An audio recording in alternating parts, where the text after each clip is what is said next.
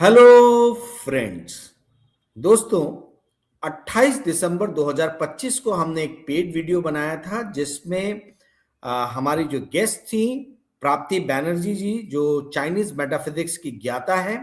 उन्होंने 2026 का आकलन लगाते हुए, भविष्यवाणी करते हुए ये कहा था, ये प्रिडिक्शन किया था कि सी ट्रेड और लॉजिस्टिक्स पे 2026 में काले बादल जो है वो मंडराने वाले हैं। 28 दिसंबर को हमने ये पेड वीडियो बनाया और जनवरी के पहले ही हफ्ते में डोनाल्ड ट्रंप ने, यानी अमेरिकी राष्ट्रपति ने आदेश दिया कि वेनेजुएला के ऊपर में प्रहार किया जाए, आक्रमण किया जाए और वहां के प्रेसिडेंट निकोलस मदारो को जो है वह अमेरिकी सैनिक पकड़ के अमेरिका में लेके गए। और ना केवल वेनेजुएला के राष्ट्रपति को उन्होंने पकड़ा, बल्कि एक रशियन टैंकर जो है, ऑयल टैंकर स्किपर नाम से, उसको भी इन लोगों ने उस पर भी कब्जा किया। और अभी बहुत ही भीषण स्थिति जो है वो पैदा हो गई है जियोपॉलिटिकल लेवल पे। सी रूट्स, सी ट्रेड्स में भी बहुत ज्यादा अस्थिरता की जो है वो समस्या खड़ी हो गई है। तो प्राप्ति बैनर्जी जी ने कैसे ये प्रिडिक्शन किया था 2026 के लिए कि सी रूट, सी ट्रेड और लॉजिस्टिक्स पे इतना बड़ा इंपैक्ट आएगा। आइए चलते हैं, उन्हीं से जानते हैं, उन्हीं से समझते हैं। हाय प्राप्ति जी, आपका बहुत बहुत स्वागत है करंट अनप्लग बाय राजीव के इस वीडियो में। मैं आपसे ये जानना चाहता हूं, ये समझना चाहता हूं कि कैसे आपने इस चीज का अनुमान लगाया कि 2026 में सी रूट, सी ट्रेड्स, लॉजिस्टिक सेक्टर, इन सब पे बहुत ज्यादा जो है प्रेशर बना रहने वाला है। ये थोड़ा सा हमारे दर्शकों को समझाइए। राजीव जी, एस्ट्रोलॉजी के जो प्रैक्टिशनर्स हैं, स्पेशली चाइनीज एस्ट्रोलॉजी के जो प्रैक्टिशनर्स हैं, वो इस साल पर बहुत पहले से नजरें गड़ाए हुए बैठे हैं। और हमारा ये मानना है, इनफैक्ट ये हिस्टोरिकली प्रूवन है कि ये साल जो है ये बहुत ही इम्पोर्टेंट साल रहा है पूरी दुनिया को बदलने के लिए। इसे क्रिम्सन हॉर्स और नेक्स्ट ईयर को जो है ब्लड गोट ईयर्स कहते हैं। ये 2 साल में जो है काफी सारी चीजें दुनिया में पूरा उथल पुथल आ जाता है। और यही वजह है कि इन्हीं सालों में वियतनाम वॉर भी शुरू हुआ था, इन्हीं सालों में चाइना ने ओपन चाइना पॉलिसी लागू की थी, इन्हीं सालों में ओटोमन एम्पायर का जो है वो विनाश हुआ था। तो ये जो साल है ये हमेशा से बहुत ही ज्यादा इम्पोर्टेंट रहे हैं, महत्वपूर्ण रहे हैं। तो हमारी बहुत पहले से इन पे नजर रहती है। अब ये साल जो है, इन सालों में फायर की जो एनर्जी है, आग की एनर्जी बहुत ज्यादा है और पानी बिल्कुल भी नहीं है। इस साल के जो चार्ट निकलता है, टेक्निकलिटीज पे मैं जाना नहीं चाहूंगी क्योंकि दर्शकों को वो समझ में नहीं आएगा।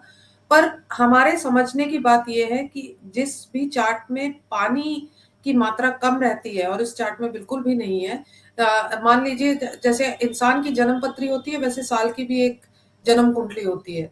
तो इस साल की कुंडली के हिसाब से इसमें कोई पानी नहीं है।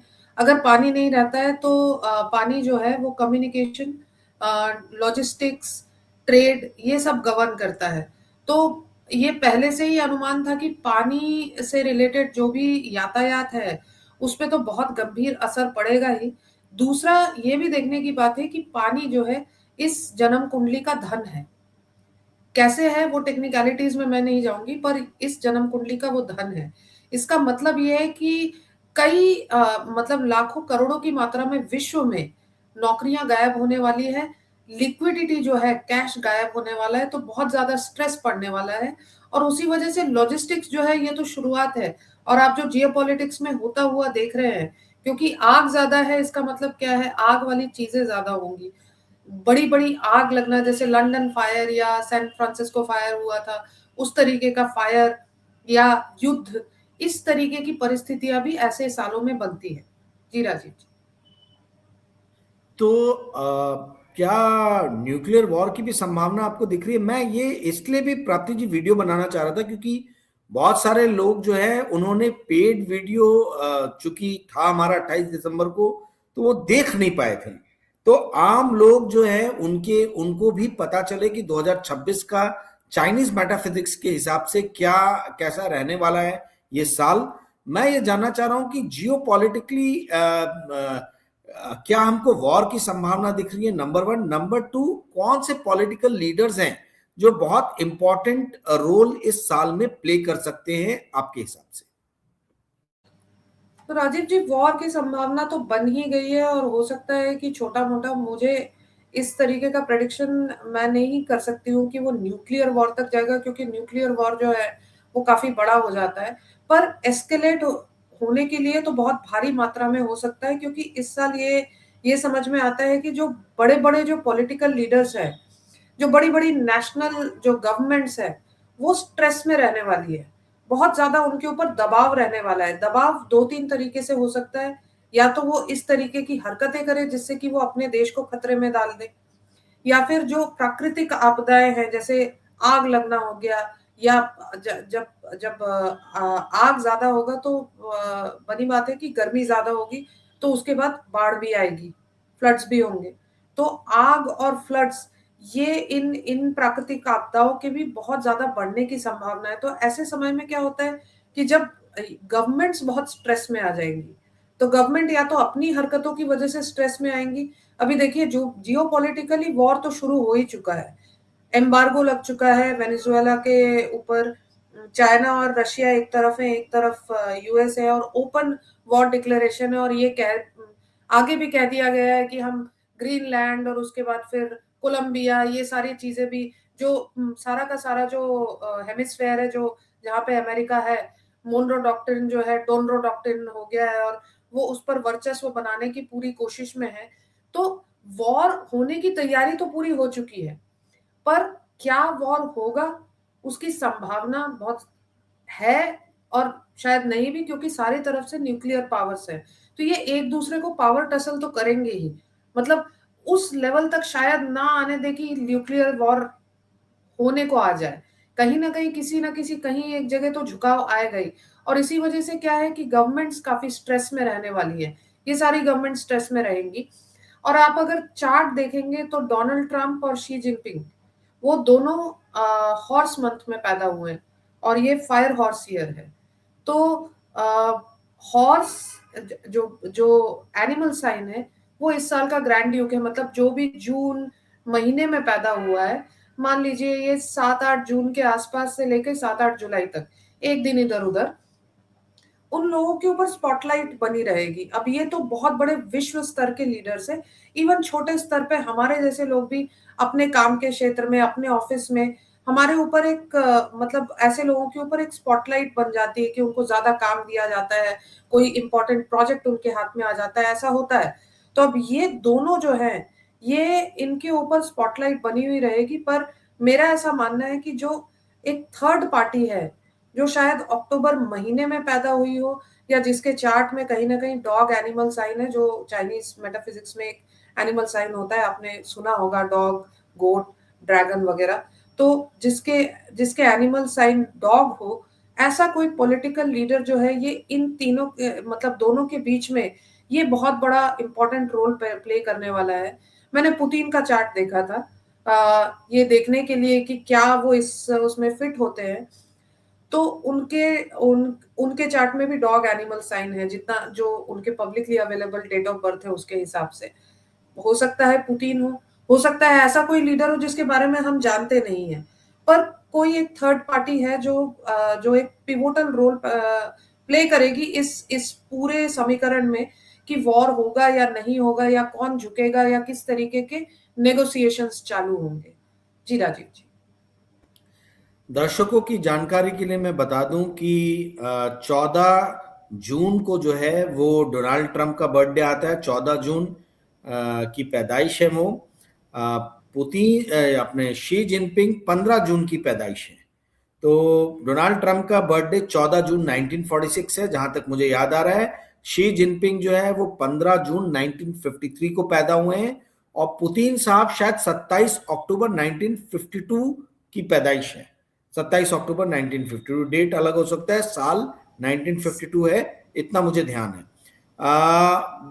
दर्शकों की जानकारी के लिए मैं ये भी बता दूं कि प्राप्ति जी ने जो मोनरो डॉक्ट्रिन का नाम लिया, उसके मुताबिक ये है कि वेस्टर्न हेमिस्फेयर जो है, यानी कि नॉर्थ अमेरिका और लैटिन अमेरिका, और यूरोप का हिस्सा, ये पूरी तरीके से अमेरिका का ऐसा मानना है कि इसमें प्रतिनिधित्व जो है वो एकाधिकार जो है वो यूएसए का, यूनाइटेड स्टेट्स ऑफ अमेरिका का रहेगा, और वेस्टर्न हेमिस्फीयर में वो किसी भी तरीके से किसी अन्य राष्ट्र की घुसपैठ को बर्दाश्त नहीं करेगा। वो मोनरो डॉक्ट्रिन को अब लोग डॉनरो डॉक्ट्रिन कहने लगे, डोनाल्ड ट्रंप और पुराने जो जॉन मोनरो जो प्रेसिडेंट थे उनका मिला के ये डॉनरो डॉक्ट्रिन हो गया। डॉनरो डॉक्ट्रिन में अगेन ये कहा जा रहा है कि डोनाल्ड ट्रंप का मानना है कि वेस्टर्न हेमिस्फीयर में सिर्फ और सिर्फ एक ही महाशक्ति रहेगी और वो महाशक्ति है America, United states of America. प्राप्ति जी, आपने कहा कि लॉजिस्टिक जो है और सी इसके स्टॉक से भी आप दूर रहोगे, ऐसे पेड वीडियो में आपने बताया था, और आपने बोला, मैंने रीजन पूछा था तो आपने बोला था कि बहुत उथल पुथल रहने वाली है, और हमको साल के शुरुआत के 5-6 दिनों में ही वो नजर आ गया कि उथल पुथल शुरू हो गई है। मैं आपसे ये समझना चाहता हूं कि चाइनीज मेटाफिजिक्स के हिसाब से आपको कौन से ऐसे सेक्टर हैं जिसमें बहुत ज्यादा तेजी नजर आ रही है, जहां लग रहा है कि हाँ निवेशक यहाँ पैसा बना सकते हैं। आपने जैसा कि बताया कि स्थिति बहुत खराब हो सकती है, लिक्विडिटी ड्राई हो सकती है, तो वैसी स्थिति में भी कहीं ना कहीं तो अपॉर्चुनिटी की संभावना बनती है। तो आपको चाइनीज मेटाफिजिक्स के हिसाब से कहां वो अपॉर्चुनिटीज नजर आ रही है? राजीव जी, पिछले साल भी मैंने इसी बारे में चर्चा की थी और मैंने कहा था कि प्रेशियस मेटल्स पे मैं ध्यान दूंगी, क्योंकि वो एक जगह है जहाँ पे हर कोई पैसा निवेश कर सकता है। इस साल भी मैं कहना चाहूंगी कि मैं मेटल्स पे बुलिश हूँ, रेयर अर्थ पे बुलिश हूँ, पर क्योंकि हम इंडिया में हैं तो बहुत हम में से रेयर अर्थ में पैसा नहीं लगा सकते हैं। हम सोना चांदी पे ही पैसा लगा सकते हैं। टू अ सर्टेन एक्सटेंट हम स्टॉक मार्केट में एल्यूमिनियम, जिंक, तो इस तरीके के जितने भी मेटल्स के जो स्टॉक है उस पे मैं हमेशा इस पूरे पीरियड में बुलिश रहूंगी। और मेरा ऐसा मानना है कि अनप्रेसिडेंटेड ग्रोथ होगा मेटल्स में, जो कि हम सोच भी नहीं सकते हैं अगले 20 सालों में। अगर लॉन्ग टर्म कुछ निवेश जो है अगर लॉन्ग टर्म के लिए करना है तो मैं बिल्कुल मेटल्स पे करूंगी। इवन इस साल में शॉर्ट टर्म में भी मैं मेटल्स पे बुलिश हूँ। दूसरा है पानी, जो स्मार्ट वाटर सेक्टर्स में है। जो भी कंपनीज इंडिया में बहुत ही कम है, पर जो भी कंपनी स्मार्ट वाटर सेक्टर में है या इस तरीके से, या आप अगर ये देख रहे हैं कि आप अगर कोई प्राइवेट इक्विटी इन्वेस्टर्स हैं, या तो वैसी वाली टेक्नोलॉजीज में, क्योंकि डेटा सेंटर्स में पावर के अलावा पानी की बहुत ज्यादा जरूरत पड़ती है, तो पानी पे भी मैं बुलिश हूँ। ये दो सेक्टर्स जो है इनमें मैं बहुत ज्यादा बुलिश रहूंगी। बाकी किसी सेक्टर में बहुत ज्यादा मेरा झुकाव नहीं रहेगा इस साल, स्पेशली लॉजिस्टिक्स से बिल्कुल दूर भागूंगी। जी राजीव जी। तो चाइनीज मेटाफिजिक्स के हिसाब से भारत कहाँ स्टैंड करता है? इंडिया, क्या ये ग्लोबल जियोपॉलिटिक्स में कहीं इंडिया के ऊपर में इम्पैक्ट आता हुआ आपको नजर आ रहा है? इंडियन मार्केट्स के ऊपर में इम्पैक्ट नेगेटिव या पॉजिटिव रूप से नजर आ रहा है? भारत की क्या सिचुएशन रहेगी यहाँ? नौकरियों की क्या स्थिति रहेगी, या मिडिल क्लास फैमिलीज की क्या स्थिति रहेगी, या उसके ऊपर में थोड़ा सा आप प्रकाश डालिए। राजीव जी, मैंने ग्लोबल परिप्रेक्ष्य में ही ये स्टडी किया है, और इस पूरी स्टडी में हमेशा ध्यान रखिए कि ये जो 2 साल है, जैसे 2026 और 27 जो है, इन इन सालों में चाइना में जो है बहुत बड़े चेंजेस आते हैं। जैसे मैंने कहा कि चेयरमैन माओ ने जो ओपन चाइना पॉलिसी इन्हीं सालों में लागू की थी। चाइना में बहुत बड़े बड़े चेंजेस आते हैं, और अगर चाइना में बहुत बड़े चेंजेस आ रहे हैं, जैसे हम अभी देख रहे हैं कि एक पूरी तरीके से पहले ये बहुत ही कवर्ड होता था कि चाइना और यूएस में कौन बड़ा है, और अभी भी यूएस का जो है वर्चस्व बना हुआ है। पर ये आप 1-2 सालों से अगर आप देखेंगे तो अब चाइना ने पूरी तरीके से अपने आप को सामने लेके आ गया है, और ये जो सुपर पावर बनने की होड़ है उसमें एकदम खुल्लम खुल्ला अपने आप को वो प्रस्तुत कर रहा है। पहले ऐसा नहीं होता था। पहले वो अपने आप को एक मार्केटिंग मैन्युफैक्चरिंग हब के रूप में प्रस्तुत करता था, जो कि यूएस के कंपनीज के लिए काम करता है वगैरह वगैरह। पर चाइना का ये जो ड्रैगन स्वरूप है, जो एक दहाड़ता हुआ ड्रैगन है, वो वो ये कुछ 1-2 सालों में ही आया है। और ड्रैगन दहाड़ेगा तो बनी बात है कि हम अपने हमारा पड़ोसी है। तो किसी भी हिसाब से मुझे एक चीज की बहुत बड़ी चिंता, और ये एस्ट्रोलॉजिकली नहीं है, आप ये देखिए कि विश्व का परिप्रेक्ष्य कैसा बन गया है। एक देश दूसरे देश के राष्ट्रपति को अगवा करके लेके जाता है और ये भी बोलता है कि हमने तेल के लिए किया है, और हम आगे भी लोगों दूसरे राष्ट्रों को इसी तरीके से परेशान करने वाले, इसी तरीके का ट्रीटमेंट देने वाले हैं। ये दुनिया का सबसे बड़ा सुपर पावर अगर ये काम करता है, तो आगे चल के किस देश को रोकेगा कोई? अगर चाइना अरुणाचल पे हमला करता है या इस जो नॉर्थ ईस्ट है उस पर कब्जा कर लेता है, क्या किसी के बोलने की कोई भी मतलब कोई चेहरा रह गया है कि यूएन में कोई बात होगी कि भाई चाइना ने गलत किया है? क्योंकि यूएसए ने तो खुल्लम खुल्ला ये काम शुरू कर दिया है। तो इस तरीके के पावर डायनामिक्स जो चेंज हुए हैं, ये भी इस साल का एक स्वरूप है कि देखिए इस साल में ना नियम कानून कुछ रह नहीं जाएंगे। ये हम आम लोगों के लिए भी उतना ही सही है जितना कि विश्व के लेवल पे है। ये सरकारों के लेवल पे भी उतना ही सही है। आप देखिए कि डोनाल्ड ट्रंप आए थे ये बोलते हुए कि America first, make America great again, और अब वो दूसरे राष्ट्र को चलाने की बात कर रहे हैं। अपना राष्ट्र तो नहीं चला रहे हैं, दूसरों को चलाने की बात कर रहे हैं। जबकि उल्टी बात कह के आए थे कि हम इस तरीके की चीजों में अपनी नाक नहीं घुसाएंगे। ये इसी तर्ज पे वो आए थे। तो ये किसी बात का कोई अब मूल्य नहीं रह जाएगा। अब ऐसे नियम कानून या जो मोरालिटीज है, ये जो रूल्स रेगुलेशंस, मॉरल बाउंड्रीज जो है, इस साल हमको बहुत ज्यादा ध्वस्त होती हुई दिखेंगी और खुल्लम खुल्ला दिखेगा। मतलब कोई डिप्लोमेसी बोल के कोई चीज नहीं रह जाएगी कि किसी कड़वे सच को थोड़ा मीठे झूठ से ढाकने की पहले कोशिश की जाती थी। जो इराक वॉर में हमने देखा कि एक मीठा झूठ दिया गया कि डेमोक्रेसी, ये अब वो उस तरीके की चीज नहीं है। अब चीजें बहुत खुलकर सामने आएंगी, बहुत खुलकर ये गंदगी सामने आएगी। देखने में अच्छा नहीं लगेगा, पर दुनिया का जो चेहरा है, असली चेहरा है, 2026 हमें दिखा कर जाएगा। Not only from political point of view, ये सिर्फ पॉलिटिक्स में नहीं, पॉलिटिक्स की गंदगी भी हमें दिखेगी। हमने जो दुनिया के पर्यावरण को नष्ट किया है उसकी गंदगी भी हमें दिखने वाली है। जो वाइड स्केल पे फ्लड्स और फायर होंगे, वो सारी चीजें भी हमें दिखेगी। ग्लोबल वार्मिंग जिस तरीके से बढ़ेगा, वो सारी चीजें भी हमें दिखेगी।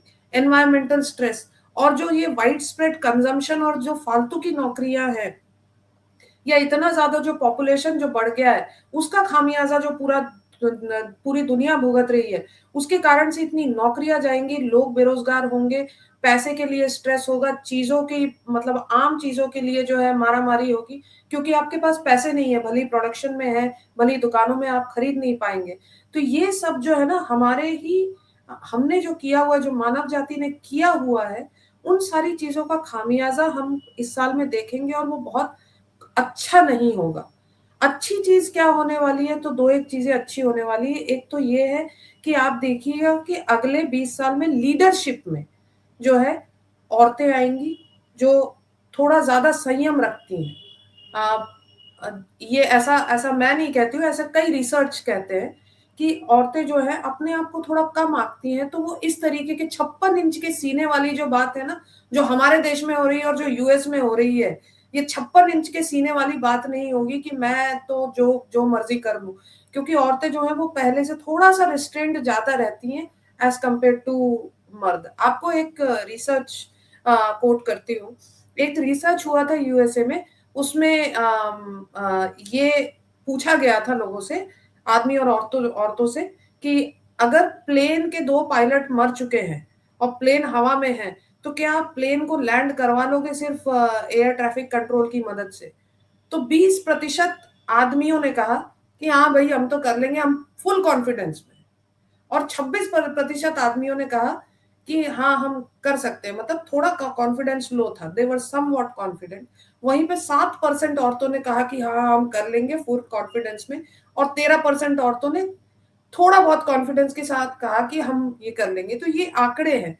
तो औरतें थोड़ा ज्यादा संयम बरतती है। मतलब आपको पता है पायलट मतलब ऐसे ही कोई नहीं बन जाता, पर आदमियों में ये इस तरीके का कॉन्फिडेंस बहुत ज्यादा रहता है और वो रिस्क लेने से घबराते नहीं है। तो इस तरीके की रिस्की चीजें शायद होना कम हो जाए, अपने देश को वॉर की तरफ ढकेलना कम हो जाए। तो ये एक अच्छी चीज होगी। दूसरा, हम एक्सपेक्ट कर सकते हैं कि शायद कैंसर, क्लीन एनर्जी, इन सब में ब्रेक थ्रू टेक्नोलॉजीज आएंगी। हो सकता है कि कैंसर का कुछ मतलब अच्छा खासा निदान हमारे सामने इस साल आए, या क्लीन एनर्जी में कोई बड़ी टेक्नोलॉजी हमारे सामने आए जो बहुत उपयोगी हो, इस तरीके की चीजें भी होंगी। जी राजीव जी। बहुत बहुत धन्यवाद प्राप्ति जी, आपने अपना मूल्यवान समय दिया और लोगों को आपने अपना चाइनीज मेटाफिजिक्स के हिसाब से आकलन 2026 का जो है वो बहुत ही स्पष्ट और बहुत ही साधारण शब्दों में समझाया है। इसके लिए बहुत बहुत धन्यवाद।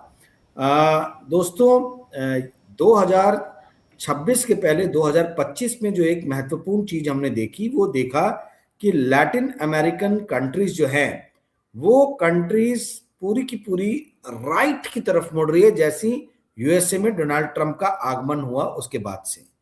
तो अब आने वाले दिनों में देखना होगा कि क्या दक्षिणपंथी ताकतों के अधीन यूरोप भी जाएगा, क्योंकि 2026 में फ्रांस में इलेक्शन होने वाले हैं, कई महत्वपूर्ण राष्ट्रों में इलेक्शन होने वाले हैं। हमें यह देखना है कि इस कॉन्टिनेंट यानी यूरोपियन कॉन्टिनेंट जो है, यूरोपियन कॉन्टिनेंट और एशियन कॉन्टिनेंट के अंदर में कहां कहां पे दक्षिणपंथी ताकतें जो हैं वो अपना फिर से मजबूत जो है वो स्थिति वो कैप्चर कर सकती हैं। हमने यूजुअली देखा है कि जब भी कंडीशंस अच्छे होते हैं उस टाइम में लेफ्ट की जो गवर्नमेंट है, यानी लोग जो है वो लेफ्ट की गवर्नमेंट को चुनते हैं, वामपंथियों को चुनते हैं। लैटिन अमेरिका में ये देखा गया है। परंतु जब भी समस्या थोड़ी सी विकराल होने लगती है, विकट होने लगती है, नौकरियों की स्थिति जो है वो बुरी होने लगती है, अर्थव्यवस्था बिगड़ने लगती है, वैसे ही लोग जो है वो वामपंथियों को छोड़ के दक्षिण पंथियों की तरफ अपना रुझान करते हैं। तो 2026 एक महत्वपूर्ण साल होगा। लैटिन अमेरिका तो दक्षिण पंथियों की गोद में जाता हुआ नजर आ रहा है। लेट अस सी यूरोप में क्या होता है, एशिया में क्या होता है। हाँ प्राप्ति जी, आप कुछ कहना चाह रही हैं? जी राजीव जी, मुझे एक संदेश देना है आपके द्वारा लोगों को कि एक चीज ध्यान रखिए कि लोगों में जो इमोशनल जो मानसिक जो उतार चढ़ाव है उस पर बहुत ज्यादा कंट्रोल नहीं रह जाएगा। बहुत लोग आपको डिप्रेशन का शिकार होते हुए दिखेंगे, बहुत लोग एंजाइटी का शिकार होते हुए दिखेंगे, और उससे भी ज्यादा गंभीर ये है कि बहुत लोगों को जो है विकराल रूप से गुस्सा भी आ सकता है। तो इस चीज से जरूर बचें कि कहीं पे भी फालतू के झगड़े फसाद में ना पड़े। आपको नहीं मालूम है कि सामने वाले की मानसिक परिस्थिति क्या है और आपको वो किस तरीके से नुकसान पहुंचा सकता है। ये बात जरूर ध्यान रखिए, ये बहुत इंपॉर्टेंट है आपकी जान के लिए। और दूसरा, पैसे को लेके बहुत ज्यादा रिस्क मत लीजिए। जहां पर समझ में आता है, लालच ज्यादा मत कीजिए, जहां पर समझ में आता है उसी तरीके से इन्वेस्टमेंट कीजिए। जी राजीव जी। ठीक है, बहुत बहुत धन्यवाद आपके समय के लिए। वीडियो यहीं समाप्त करता हूं। दोस्तों, यदि आपको आज का वीडियो पसंद आया होगा तो कृपया करके इस वीडियो को लाइक और शेयर कीजिएगा और अपने मित्रों को ये चैनल सब्सक्राइब करने के लिए कहिएगा। आज का वीडियो खास तौर पे इसलिए बनाया गया क्योंकि बहुत सारे लोग पेड वीडियो देख नहीं पाए थे। लगभग 125 से 150 के बीच ही लोगों ने देखा था। तो बाकी लोगों को भी 2026 का आकलन पता चले हमारा, उसके लिए ही ये वीडियो हमने बनाया है। Thank you friends, good night, bye.